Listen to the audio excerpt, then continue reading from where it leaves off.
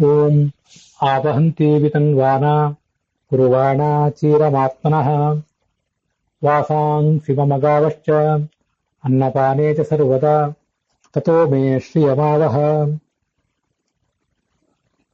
ಲೋಮಶಾಂ ಪಶುಭಿಃ ಸಹ ಸ್ವಾಹ ಅಂತ ಇದೊಂದು ಮಂತ್ರ. ತೈತ್ರಿಯ ಉಪನಿಷತ್ನಲ್ಲಿ ಮೊದಲನೇ ಶಿಕ್ಷಾವಲ್ಲಿಯಲ್ಲೇ ಬರುವಂತಹ ಮಂತ್ರ ಇದು.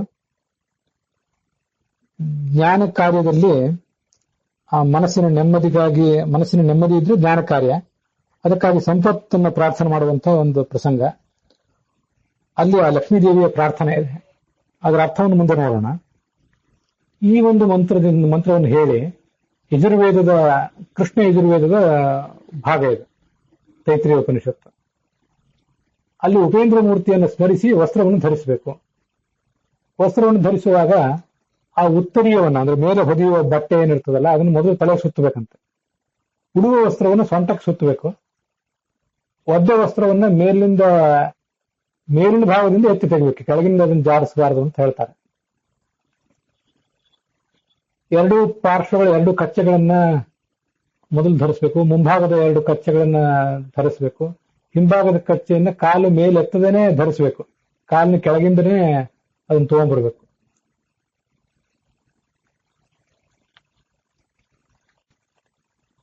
ಎದುರಿಗೆ ಕಚ್ಚೆ ಹಾಕಿದ ಭಾಗವನ್ನು ಯಾವತ್ತೂ ಕೂಡ ಬದಲಾಯಿಸಿ ಹಿಂಬದಿಯ ಕಚ್ಚೆಗಾಗಿ ಉಪಯೋಗ ಮಾಡಬಾರದು ಅಂತ ಹೀಗೆಲ್ಲ ಅದರ ವಿಧಾನಗಳಿವೆ. ಎದುರು ಕಚ್ಚದಲ್ಲಿ ದೇವತೆಗಳು ಇರ್ತಾರೆ, ಹಿಂದಿನ ಕಚ್ಚದಲ್ಲಿ ಅಸುರರು ಇರ್ತಾರೆ ಅಂತ ಹೀಗೊಂದು ಮಾತಿದೆ.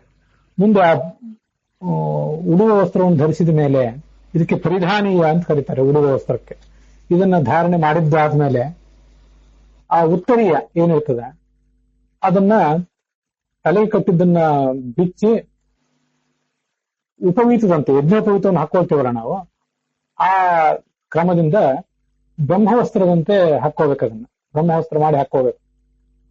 ಮುಂದೆ ಪಾದ ಪ್ರಕ್ಷಾಳನೆ ಮಾಡಿ ಆಚಮನ ಪ್ರಾರಂಭ ಮಾಡಬೇಕು. ಉತ್ತರೀಯ ವಸ್ತ್ರ ಇಲ್ಲ ಅಂತ ಆದ್ರೆ ಅದಕ್ಕೆ ಪ್ರತಿನಿಧಿಯಾಗಿ ಒಂದು 3ನೇ ಯಜ್ಞೋಪವೀತವನ್ನು ಹಾಕೊಳ್ತಾರೆ ಅಂತ ಕೇಳಿ ಬರ್ತದೆ.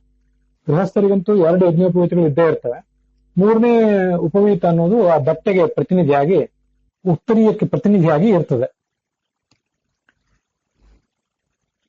ಒಂದೇ ವಸ್ತ್ರವನ್ನು ಹುಟ್ಟು ಯಾವತ್ತೂ ಕೂಡ ಯಾವ ಕಾರ್ಯವನ್ನು ಮಾಡಬಾರದು.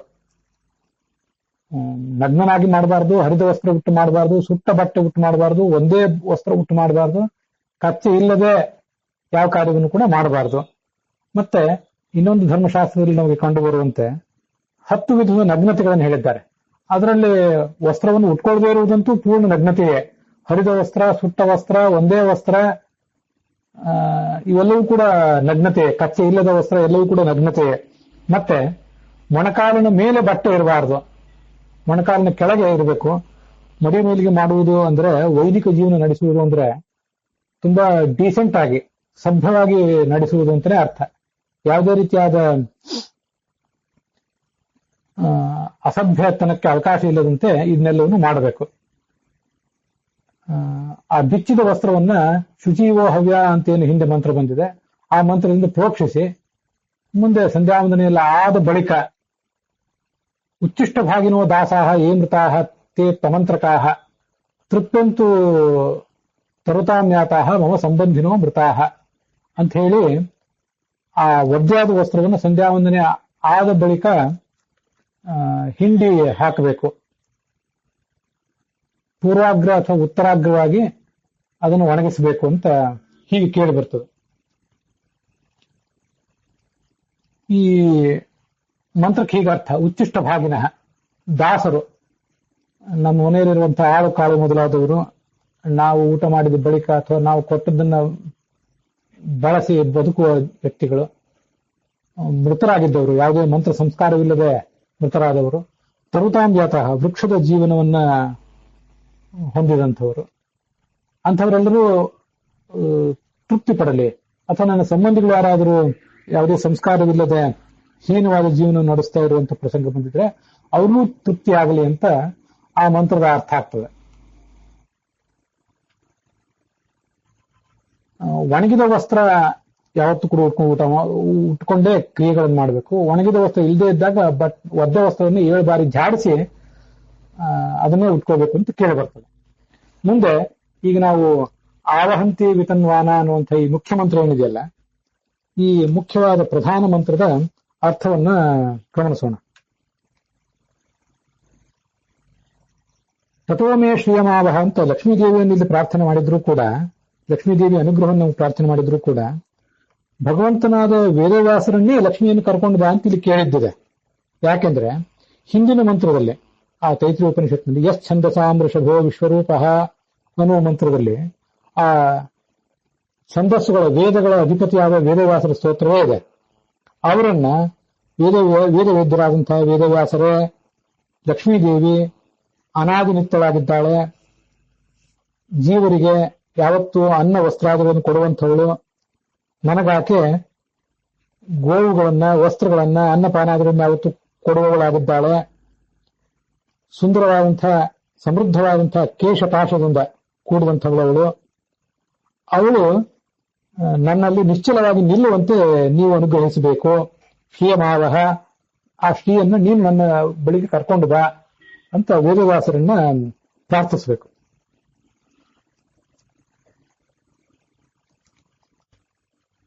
ಈ ಮಂತ್ರದಲ್ಲಿ ವಿತನ್ವಾನ ಅಂತ ಶಬ್ದ ಇದೆ.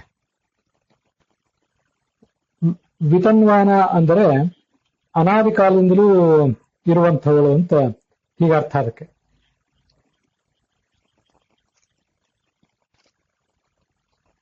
ವಿ ಅಂತ ಉಪಸರ್ಗ, ಅದು ತನು ವಿಸ್ತಾರ ಅನ್ನೋ ಧಾತು, ಅದಕ್ಕೆ ಶಾನಚ್ ಪ್ರತ್ಯಯ ಬಂದಿದೆ. ಅಲ್ಲಿ ವಿಸ್ತಾರವಾಗಿ ಇರುವವಳು ಅಂತ, ವಿಸ್ತಾರ ಉಳ್ಳವಳು ಅಂತ ಹೀಗೆ ಅದರ ಅರ್ಥ. ಅದಕ್ಕೆ ಅಲ್ಲಿ ವಿಸ್ತಾರ ಅಂದ್ರೆ ಕಾಲದ ವಿಸ್ತಾರ ಅಂತ ಹೀಗೆ ಅದಕ್ಕೆ ಅರ್ಥ ಮಾಡ್ಬೋದು ನಾವು. ಕಾಲದ ವಿಸ್ತಾರ ಅಂತ ಅರ್ಥ ಇದೆ. ಅದಲ್ಲದೆ ದೇಶದ ವಿಸ್ತಾರ ಅಂತ ಕೂಡ ನಾವು ಅರ್ಥ ಮಾಡ್ಕೊಳ್ಬಹುದು. ಟಿಪ್ಪಣಿಕಾರರೆಲ್ಲ ಕಾಲದ ವಿಸ್ತಾರ ಅಂತ ಅರ್ಥ ಬರೆದಿದ್ದಾರೆ, ಇಲ್ಲಂತಲ್ಲ. ದೇಶದ ವಿಸ್ತಾರ ಆ ಅರ್ಥವನ್ನು ಕೂಡ ನಾವು ಮಾಡಬಹುದು. ಯಾಕೆಂದ್ರೆ ಸಮನಾಚ ಅಸೃತ್ಯುಪಕ್ರಮಾತ್ ಅನ್ನುವಂಥ ಬ್ರಹ್ಮಸೂತ್ರದಲ್ಲಿ ದೇಶತಃ ಕಾಲತಶ್ಚೈವ ಸಮಾ ಪ್ರಕೃತಿರೀಶ್ವರೇ ಅಂತ ಹೇಳಿದ್ದಾರೆ. ಲಕ್ಷ್ಮೀದೇವಿ ಭಗವಂತನಿಗೆ ದೇಶತಃ ಮತ್ತು ಕಾಲತಃ ಸಮಳಾಗಿದ್ದಾಳೆ, ಗುಣತಃ ಮಾತ್ರ ಆಕೆ ಸಮಳಾಗಿಲ್ಲ. ಹೀಗೆ ಲಕ್ಷ್ಮೀದೇವಿ ವಿಸ್ತಾರವುಳ್ಳವಳಾಗಿದ್ದಾಳೆ. ಹೇಗೆ ವಿಸ್ತಾರವುಳ್ಳವಳಾಗಿದ್ದಾಳೆ ಅಂದ್ರೆ ಕಾಲತಃ ವಿಸ್ತಾರವುಳ್ಳವಳಾಗಿದ್ದಾಳೆ, ಅನಾದಿ ನಿತ್ಯಳಾಗಿದ್ದಾಳೆ. ದೇಶತಃ ಕೂಡ ಆಕೆ ವಿಸ್ತಾರವುಳ್ಳವಳಾಗಿದ್ದಾರೆ. ಹೀಗೆ ಆ ಶಬ್ದದ ಅರ್ಥ ಆಗ್ತದೆ. ಮುಂದೆ ಆವಹಂತಿ ಅಂದ್ರೆ ತರುವಂಥವಳು ಅಂತ ಅದರ ಅರ್ಥ. ತರುವುದು ಅಂದ್ರೆ ಅಲ್ಲಿ ಮುಂದೆ ಆತ್ಮನಃ ಕುರ್ವಾಣ ಚೀರಂ ಆತ್ಮನಃ ಅಂತಿದೆ. ಆತ್ಮನಃ ಅಂದ್ರೆ ನನಗೆ ಅಂತ ಅರ್ಥ. ಬರೋದು ನಾನು ಮಾತ್ರ ಅಲ್ಲ, ಎಲ್ಲ ಜೀವ ಸಮೂಹ. ಆ ಜೀವ ಸಮೂಹಕ್ಕೆಲ್ಲದಕ್ಕೂ ಕೂಡ ಚೀರಂ, ಚೀರ ಅಂತಂದ್ರೆ ಚಿರ ಅಂತ ಅರ್ಥ. ಚಿರ ಅನ್ನುವುದನ್ನೇ ಚೀರ ಅಂತ ದೀರ್ಘವಾಗಿ ಉಪನಿಷತ್ನಲ್ಲಿ ಹೇಳಿದ್ದಾರೆ. ಬಹಳ ದೀರ್ಘಕಾಲ ಅಂತ ಹೀಗಾದ್ರೆ ಅರ್ಥ ಆಗ್ತದೆ. ಮೂಲತಃ ಹ್ರಸ್ವವಾಗಿದ್ದನ್ನ ದೀರ್ಘವಾಗಿ ಪ್ರಯೋಗ ಮಾಡಿದ್ರೆ ಅದ್ಲೊಂದು ಒತ್ತು ಸಿಗುತ್ತದೆ ಅಂತ ಆಚಾರ್ಯರು ಅನೇಕ ಕಡೆ ಹೇಳಿದ್ದಾರೆ. ಆದ್ರಿಂದ ಚಿರ ಅಂದ್ರೆ ಚೀರ, ಚಿರ ಇದ್ದದ್ದನ್ನ ಚೀರ ಅಂತ ಉಚ್ಚಾರ ಮಾಡಿದಾಗ ದೀರ್ಘಕಾಲ ಅಂತ ಹೀಗೆ ಅರ್ಥ ಆಗ್ತದೆ.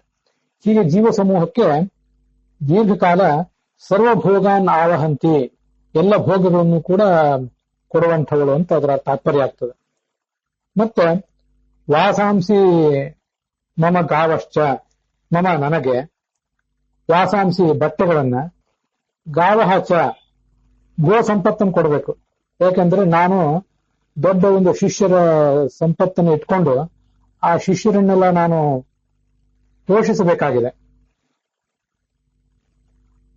ಆದ್ದರಿಂದ ನನಗೆ ಗೋವುಗಳು ಬೇಕು. ಅದಲ್ಲದೆ ಬಟ್ಟೆಗಳು ಕೂಡ ನನಗೆ ಗೋವು ಎಂಬ ಶಬ್ದಕ್ಕೆ ವೇದಗಳು ಅಂತ ಕೂಡ ಅರ್ಥ ಇದೆ. ಆ ವೇದಗಳು ಬೇಕು.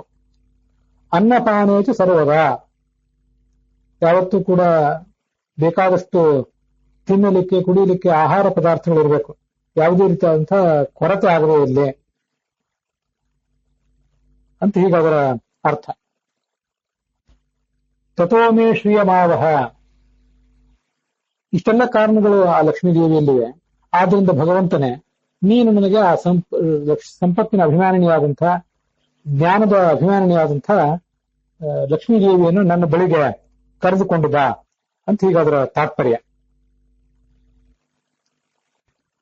ಶ್ರೀಹಿ ಅಂದ್ರೆ ಲಕ್ಷ್ಮೀದೇವಿ, ಶ್ರಯತೆ ಇತಿ ಶ್ರೀಹಿ, ಪರಮಾತ್ಮನನ್ನ ಆಶ್ರಯಿಸಿಕೊಂಡಿದ್ದಂಥವಳು. ಎಲ್ಲ ನಮ್ಮ ಜ್ಞಾನದ ಅಭಿಮಾನಿಯಾದವಳು, ಜ್ಞಾನದಾಯಕಳು ಆದವಳು, ವೇದಾಭಿಮಾನಿನಿ ಕೂಡ ಆದಂಥವಳು. ಲೋಮಶಾಂ, ಸುಂದರವಾದಂತಹ ಕೇಶಭಾಷೆ ಇದ್ದವಳು. ಸುಷಿಖಂಡೋಪಸೇವಿತ ಶೋಭಿತಾಂ ಅಂತ ಆ ತೈತ್ರಿಯ ಉಪನಿಷತ್ತಿನ ಭಾಷ್ಯದಲ್ಲೇ ಹೇಳ್ತಾರೆ. ಆವಹಂತಿ ಚಿರಂ ಭೋಗಾನ್ ಚಿರಂ ಸರ್ವಭೋಗಾನ್ಯಾಶ್ರೀ ಸನಾತನಿ ತಾಮ್ಮಯ್ಯಾವಹ ಗೋವಿಂದ, ಗೋವಿಂದನೇ ವೇದ ಪಾಲಕನಾದಂತಹ ವೇದವ್ಯಾಸನೆ ಅಂತ ಲಕ್ಷ್ಮೀದೇವಿಯನ್ನು ನನ್ನ ಬಳಿಗೆ ಕರೆದುಕೊಂಡು ಬಾ. ಸುಶಿಖಂಡ ಉಪಶೋಭಿತ, ಶಿಖಂಡ ಅಂದ್ರೆ ಕೇಶಪಾಶ, ಅದರಿಂದ ಕೂಡಿದವಳು ಅಂತ ಆ ತೈತ್ರಿಯ ಉಪನಿಷತ್ತಿನ ಭಾಷ್ಯದಲ್ಲಿ ಒಂದು ಶ್ಲೋಕವನ್ನು ಆಚಾರ್ಯ ಹೇಳ್ತಾರೆ. ಲೋಮಶಾಂ ಅನ್ನೋದನ್ನೇ ಆ ಸುಂದರವಾದ ಕೇಶಭಾಷೆ ಉಳ್ಳವಳು ಅಂತ ನಾವು ತಿಳ್ಕೊಳ್ಬೇಕು.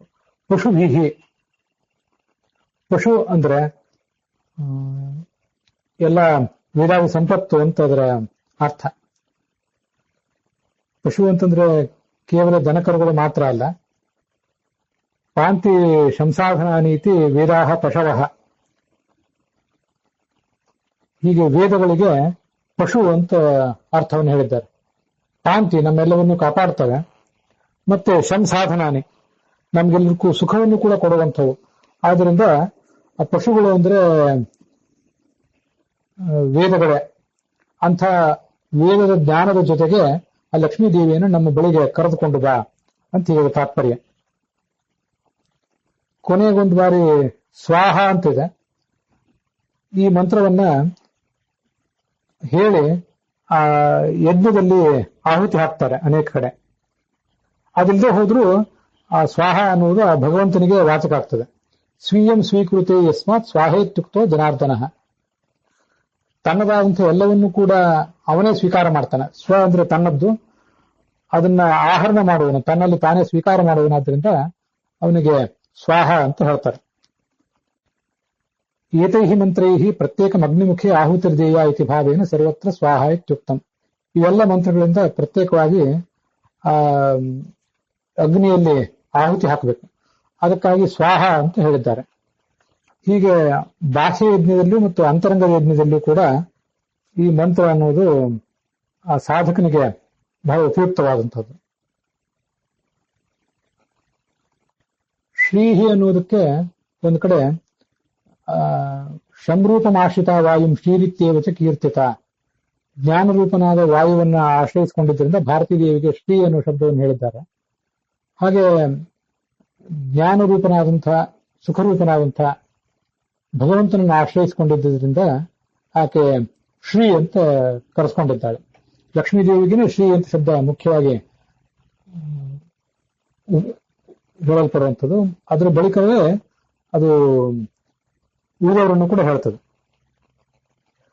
ಭಾಗವತ್ ತಾತ್ಪರ್ಯದಲ್ಲಿ ಸ್ವರೂಪ ಶ್ರೀಸ್ತಥಾ ಭಾರ್ಯ ದ್ವೇಧಾ ಶ್ರೀಸ್ತು ಹರೇರ್ಮತ ಅಂತ ಒಂದು ಮಾತನ್ನು ಹೇಳ್ತಾರೆ. ಶ್ರೀಯಮಾವಹ ಅಂತಿದೆಯಲ್ಲ, ಲಕ್ಷ್ಮೀದೇವಿಯನ್ನು ಕರ್ಕೊಂಡ್ ಬಾ ಅಂತ ಒಂದು ಅರ್ಥ. ಇನ್ನೊಂದು ಭಗವಂತನ ಸ್ವರೂಪವನ್ನು ನನಗೆ, ನಿನ್ನ ಸ್ವರೂಪವನ್ನು ನೀನೇ ತೋರಿಸುವಂತ ಕೂಡ ಇನ್ನೊಂದು ಅರ್ಥ ಇದೆ. ಶ್ರೀ ಅನ್ನೋ ಶಬ್ದಕ್ಕೇನೆ ಸ್ವರೂಪ ಶ್ರೀಹಿ, ಭಗವಂತನ ಸ್ವರೂಪ ಸೌಂದರ್ಯಕ್ಕೆ, ಅವನ ಸ್ವರೂಪ ವೈಭವಕ್ಕೇನೆ ಶ್ರೀ ಅಂತ ಹೆಸರು. ಮತ್ತೆ ತಥಾ ಭಾರ್ಯ, ಅವನ ಪತ್ನಿಯಾದಂತಹ ಲಕ್ಷ್ಮೀದೇವಿಯು ಕೂಡ ಶ್ರೀಹಿ ಅಂತ ಕರೆಸ್ಕೊಂಡಿದ್ದಾಳೆ. ಇಂದಿರಾತು ತದಾಶ್ರಯಾತ್, ಭಗವಂತನೇ ಮುಖ್ಯವಾಗಿ ಶ್ರೀ ಶಬ್ದದಿಂದ ವಾಚ್ಯನಾಗಿದ್ದಾನೆ. ಅವನ ಸೌಂದರ್ಯ, ಅವನ ವೈಭವಗಳೇ ಶ್ರೀ ಶಬ್ದ ವಾಚ್ಯವಾಗಿವೆ. ಲಕ್ಷ್ಮೀದೇವಿ ಆ ಭಗವಂತನನ್ನು ಆಶ್ರಯಿಸಿಕೊಂಡಿದ್ದರಿಂದ ಶ್ರೀ ಎಂಬ ಶಬ್ದದಿಂದ ವಾಚ್ಯವಾಗಿದ್ದಾಳೆ. ಹೀಗೆ ಮುಖ್ಯತಃ ಶ್ರೀ ಶಬ್ದ ವಾಚ್ಯನಾದವನು ಭಗವಂತನ ವಾಚ್ಯವಾದ ಭಗವಂತನ ಸ್ವರೂಪ. ತಥೋಮೇ ಶ್ರೀಯಮಾವಹ ಅಂದ್ರೆ ನಿನ್ನ ಸ್ವರೂಪವನ್ನು ನನಗೆ ನೀನೇ ತೋರಿಸು, ಲಕ್ಷ್ಮೀದೇವಿಯನ್ನು ಕೂಡ ನನ್ನ ಬಳಿಗೆ ಕರೆದುತ್ತಾ ಅಂತ ಅದರ ಪ್ರಾರ್ಥನೆ. ಐತರೇಯ ಉಪನಿಷತ್ತಿನ ಭಾಷ್ಯದಲ್ಲಿ ಪಾಂತಿ ಶಂಸಾಧನಾಶ್ಚೇತಿ ಪಶವೋ ವೇದಾಹ ಅಂತ ಆಚಾರ್ಯರು ಆ ಪಶು ಶಬ್ದದ ಅರ್ಥವನ್ನು ಹೇಳಿದ್ದಾರೆ.